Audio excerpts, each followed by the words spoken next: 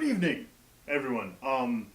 We are going to be baking a loaf of bread in my basement tonight because I didn't have time to set up a studio in my kitchen. So, just gonna do this right from the basement. So, a little bit about this recipe. This is the most ridiculously simple loaf of bread you've ever baked. If you have thought, man, I want to make some homemade bread, but it's a nightmare. You have to get the yeast to activate, you have to knead the dough, and if you knead it too much, it ruins it. If you knead it too little, it's gross, and bread is hard. This will prove that bread is not hard. Now, there are loaves of bread that are hard. This loaf of bread, just absurdly easy, absurdly inexpensive. We're going to get this loaf of bread done for like 30 cents in ingredients. Okay? So, I planned half an hour for this. I really think that if you cut out, as we're going to do, if you cut out waiting for the dough to rise and waiting for the dough to bake, I think we're going to end up with about 10 minutes worth of effort here. So I'm going to pad the time a little bit and talk to you and then run out of time early and start playing games before 9 o'clock. And that's fine. So tools you will need. A giant bowl. This bowl is probably a little too big for the loaf of bread. I usually make two in this bowl. So if you have a smaller bowl, that's fine. You're going to need 3 cups of all-purpose flour. If you live in the civilized world where you use units of measurement that make sense, that's 7 deciliters. You're going to need half that much water. 3.5 deciliters, cup and a half. And you're going to need, like, it's going to look like not enough yeast. I poured a teaspoon of, like half a teaspoon of yeast in here. It's not going to look like enough. It's enough. All right? So, my brain is going, how are you going to fill 30 minutes right now? You're not going to fill 30 minutes. Because seriously, 3 cups of flour. Done. Now, water, right? Oh, I've got to activate the yeast. It has to be exactly 118 degrees. No. Cold water out of the tap. Did nothing to it. Measured it. Right? Done. Just a tiny bit of yeast. I mean, like, seriously. Oh, you can't see it. The contrast is wrong. But it's seriously, like, tiny. You're going to look at it, you're going to say, it's not enough yeast. Bread isn't going to rise. Okay. Now, my preferred stirring implement is this weird thing. A wooden spoon will work, but you want something nice and strong, nice and stiff. Because if you stir the top of this, you're going to get flour caked on the bottom of the bowl that's not incorporated. It's going to be hard to incorporate. So you just want to stab all the way through and stir the bottom of your bowl. You hear that scraping sound? That's how you're going to get the bottom of the flour to incorporate. Okay? Now, as soon as all the flour is wet, oh, the color on this camera is super not good for this right now. Hey, I know how we're going to fill 30 minutes. We're going to fill it with me adjusting color settings. Yay! Everything is going to go wonky for a minute.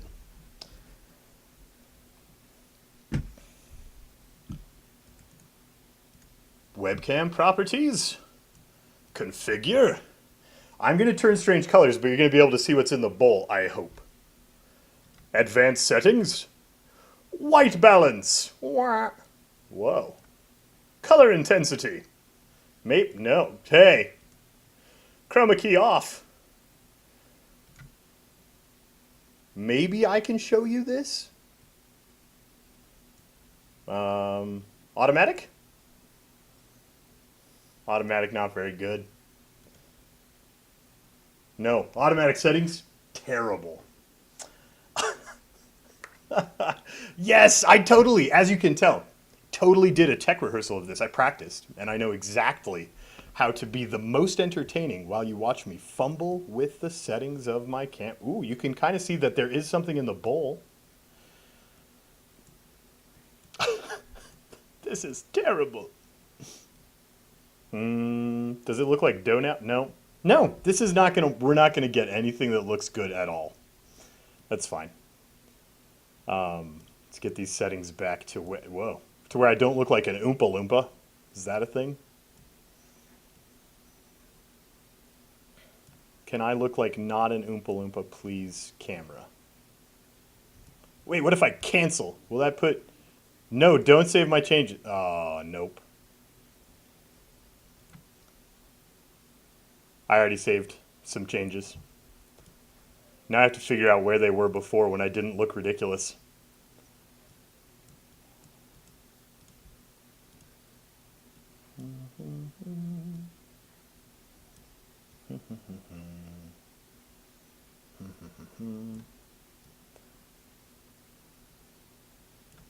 I'm so pink. Okay, do I look like mostly a normal human being? Am I the right color for a person? Hey, you can almost see the dough! Yeah, almost. A little. At any rate, the dough we're supposed to be looking at is very sticky. Okay, it is a sticky mess. That is correct. That is what we're looking for, is a giant sticky mess. All right, so that's what the dough should look like. Really tried to get that to show up on camera, and it was not playing nicely. Hey, fix that? Close enough.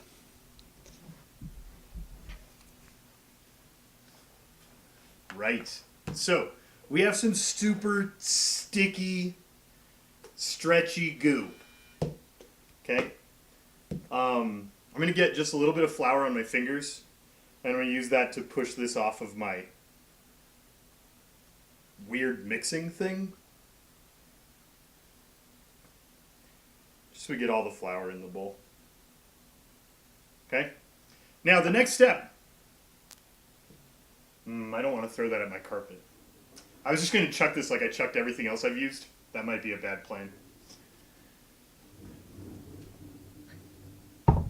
Great. The next step is take the lid to your bowl, or if you have a bowl that does not have a lid, some saran wrap will work. Some aluminum foil. You want that to stay moist in there, and you're going to stick this on your counter for a day. Like just 24 hours from now, you get to bake bread. That's done. That's going to hang out for 24 hours. I'm going to bake a loaf of bread tomorrow.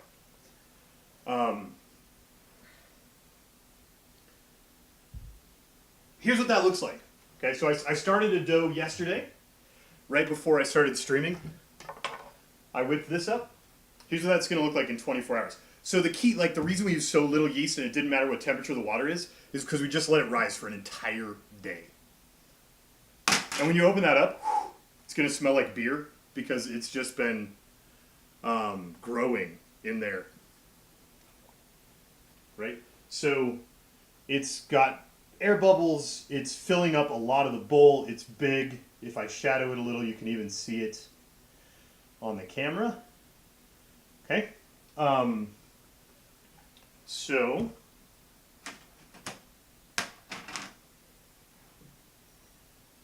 I brought everything except for the tool I need right now downstairs.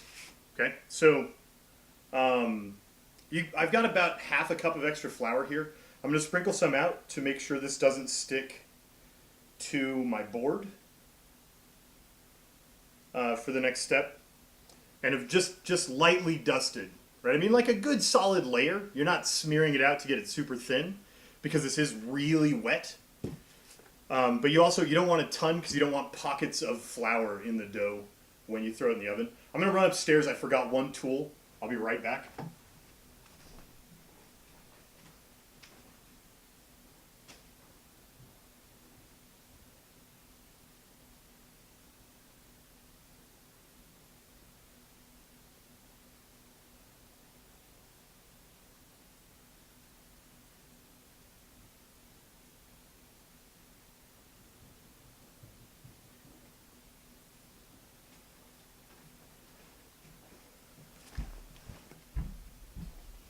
This is a dough scraper. What it's going to do is scraped dough.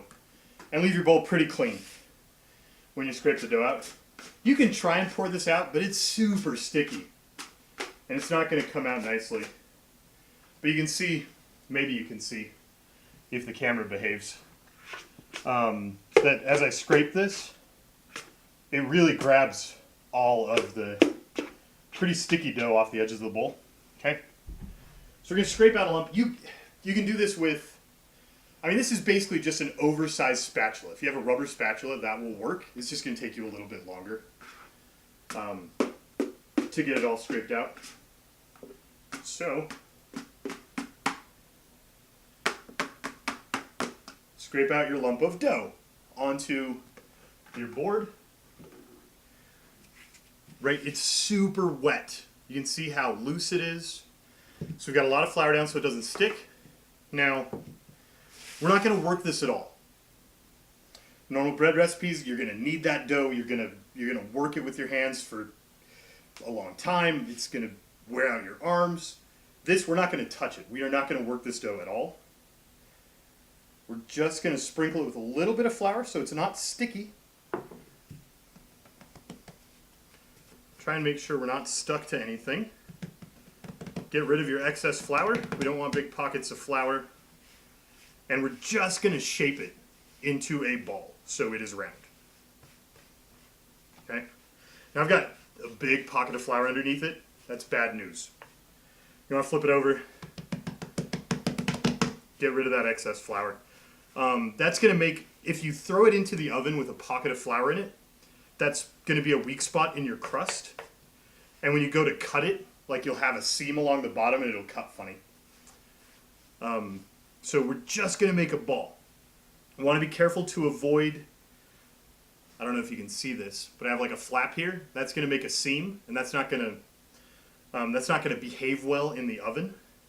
So we're going to want to really seal that up. But other than that, just form a ball. Okay. Now, you're going to let this rest for just a minute here on the cutting board. Just let that rest for a minute while your oven preheats. And this is the key to why this bread comes out so good. Okay? Stick a big heavy pan with a big heavy lid in your oven until that pan is scorching hot. You want 450 degrees. Okay? You're going to leave this in the oven for about half an hour so it matches the oven temperature at 450. Then, this has rested for 20 minutes, half an hour while your pan is heating up. And you're just going to drop that in. That's it. That sits at the oven at 450 for half an hour. After half an hour, pop the lid off, another 15 minutes to get a nice golden crust on top. And this is what you'll have.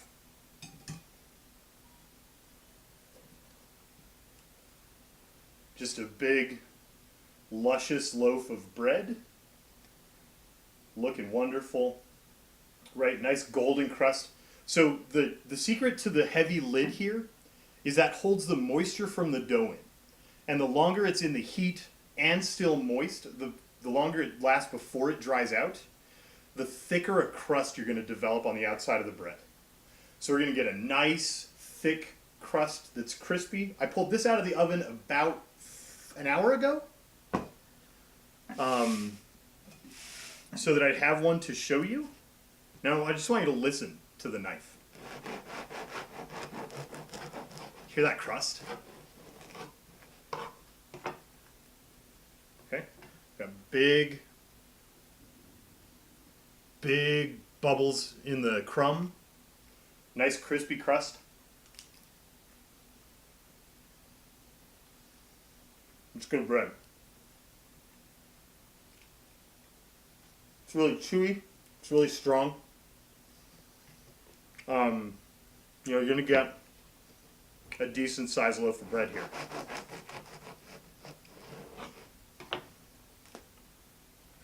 There's a cut through the center. And that was, with all my camera finagling, that was 15 minutes worth of work. Now you do sleep in between, and you'd have to take the lid off after half an hour in the oven. But that's it. Just that quick, you've got a great loaf of bread.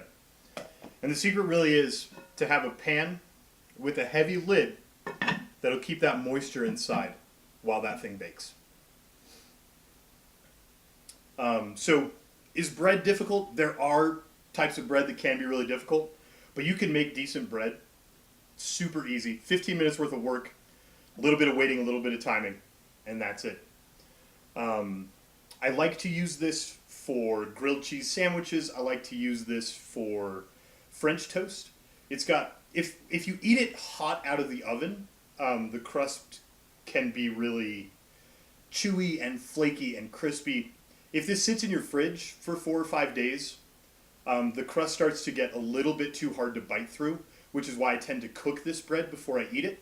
I'll take and grill it to make a grilled cheese. I'll take and soak it in egg and milk and make French toast. And that softens that crust back up and gives you that nice texture that you wanted when you had it fresh. So nice and easy, good crisp texture on that. Just a really, really simple bread to get you started. The other great thing about this is you saw 3 ingredients, and this loaf of bread, this beautiful, warm loaf of bread costs 30 cents to make. 30 cents. If you bought this loaf of bread at your grocery store, you're going to pay $6. If you bought a loaf of garbage, like cheap white bread, you're going to pay $1.50, $2. 30 cents. And 10 minutes of work.